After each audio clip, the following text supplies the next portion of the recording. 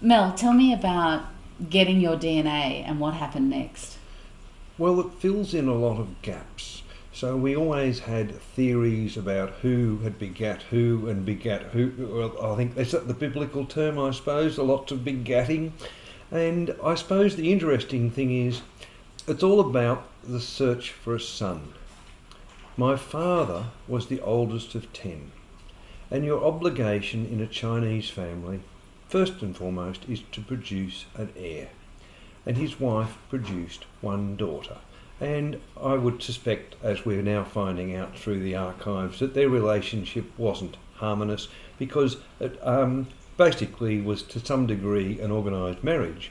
Because in those days, under the White Australia policy, there was very little options for a Chinese man in Australia to find someone who was presentable to his parents and grandparents and others who looked the right Chinese.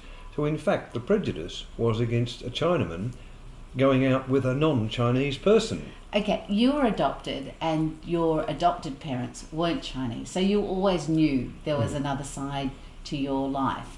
And how did that search begin?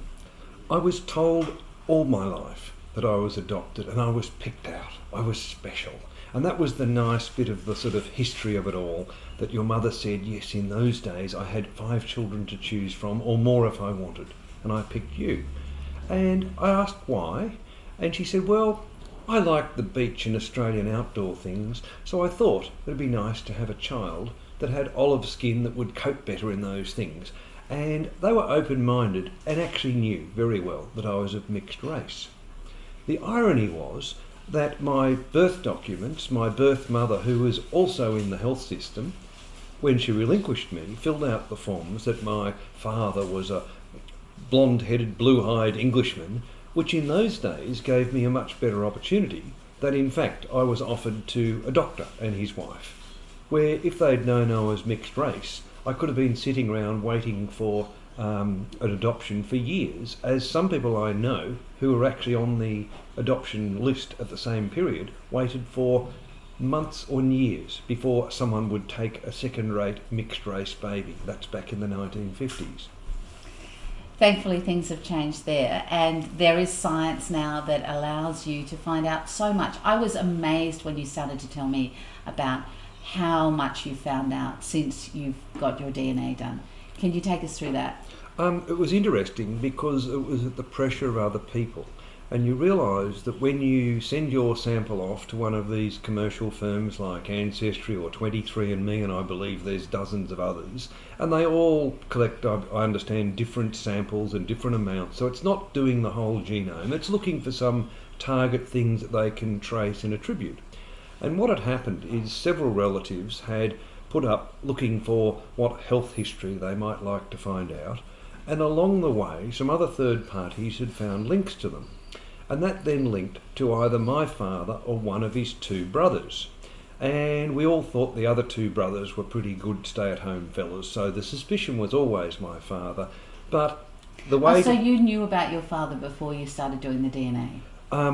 Yes, I did that many years ago through when the privacy laws changed in Australia, allowing access for adopted people to original documents.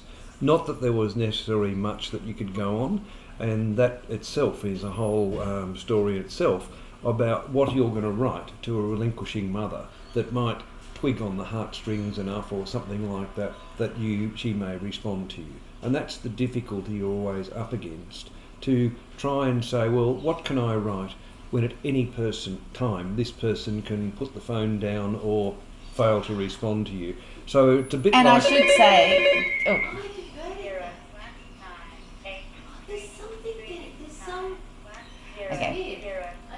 Okay, so I'm going cut to... there. Yeah, there's a cut there. Sandwich. Have a sandwich. Mm-hmm.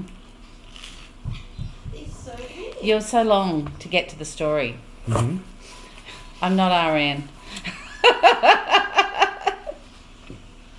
Wait a minute, I'll check this. So I want you to talk really about the DNA, because that's what the story is about. So, you know, I sent away my thing, and then that connected me to blah blah, or whatever you can say about that. I was requested by